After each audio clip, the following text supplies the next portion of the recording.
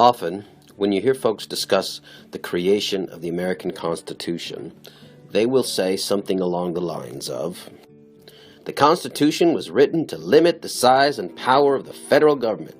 The Founding Fathers," they will argue, "wrote the Constitution to keep the federal government from growing out of control. They wanted to limit the power of the federal government." This explanation, however, is completely wrong. The men, yes, they were all men, who wrote and supported ratification of the American Constitution, sought to dramatically increase the power of the federal government, not decrease it. Why, you might skeptically ask, would they do such a thing? Well, keep in mind that the Constitution we have now did not take effect until 1789. The War for Independence from England ended in 1783. Does this mean that the United States had no governing constitution for most of the 1780s? It does not, of course. In fact, the United States did have a constitution. It was called the Articles of Confederation. The Articles of Confederation national government, however, was very weak. Many Americans in the 1780s truly did fear the power of strong national governments.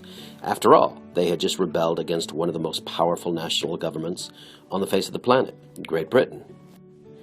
The Articles of Confederation, America's first constitution after the War for Independence, was, therefore, designed to keep most power at the state level. The national government was given very little real power. Among other things, it had no power to collect taxes or regulate trade, the very things that had caused so much trouble between the American colonists and the British government. However, the national government under the Articles of Confederation was so weak that it could barely hold the country together. Massachusetts, for example, was rocked by an anti-tax revolt known as Shays Rebellion. Now remember, the national government did not have the power to tax, but the states did. And sometimes in states like Massachusetts, the taxes were far higher than they had been when the colonies were under British rule. The nation was also deeply in debt. Congress was sometimes unable to make even the interest payments it owed on the money it had borrowed to wage war against Great Britain. The weak national government was powerless to address these issues. The individual states had little interest in surrendering their autonomy to a stronger national government, nor did they have much interest in supporting the national government financially. In the opinion of some Americans, however, people like James Madison, George Washington, Benjamin Franklin, and Alexander Hamilton, the country needed a much stronger, more powerful national government.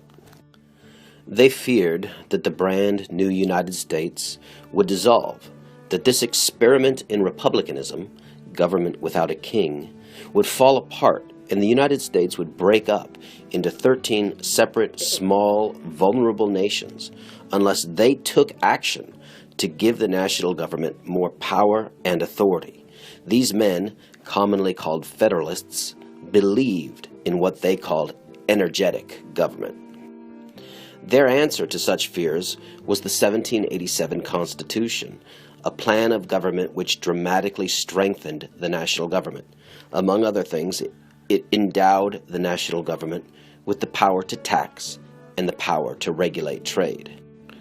Of course, not all Americans agreed that a stronger national government was either desirable or necessary. Many Americans, like Revolutionary War hero Patrick Henry, strongly opposed the new Constitution and sought to prevent it from going into effect. After the Constitution was written, it had to be ratified or approved by at least 9 of the 13 states for it to replace the Articles of Confederation.